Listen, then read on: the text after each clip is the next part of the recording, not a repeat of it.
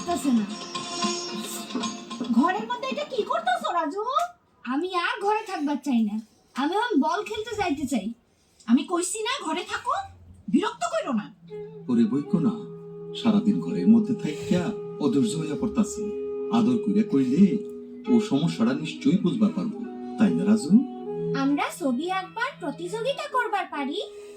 আমার ছবি আঁকবার ভালো লাগে না, আমার বন্ধুগুলোকে বল খেলবার ভালো লাগে। বন্ধুগুলোকে খেলতে আমারও ভালো লাগে, কিন্তু তুমি তো জানো করোনা ভাইরাস একজনের থেকে অনেকের মধ্যে ছড়াইতে পারে। মারে কইও না মিনা, তুমি আর আমি বাইরের থেকে একটু খেললাই চলে আইবো।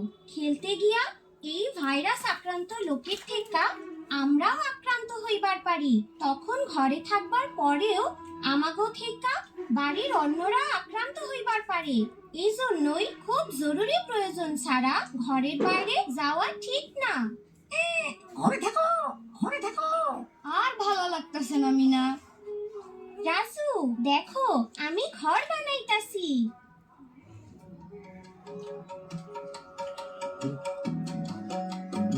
এইবার আমার ঘরে আলো জ্বালাইতে হইব। আমি আলো জ্বালাইবার পারি, স্কুলে আলো জ্বালাইবার কাজে শিখছিলাম। তাইলে এই ঘরে আলো জ্বালাইয়া দাও।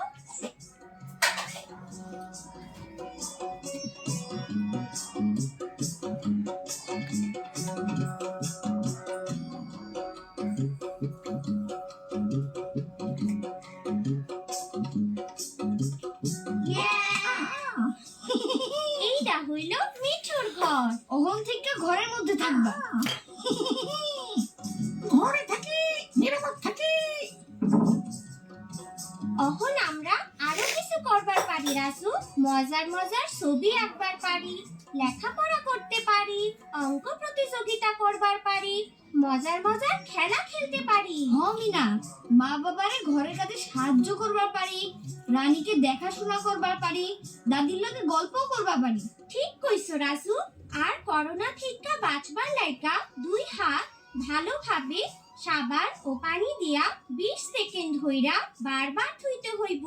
তাছাড়া যেখানে সেখানে কফ থুতু না ফেলা, হাঁচি কাশির সময় নাক মুখ ঢাইকা ফেলা, এই নিয়মগুলিও মাইনা চলতে হইব। হ, আর ঘরে তো থাকতেই হইব।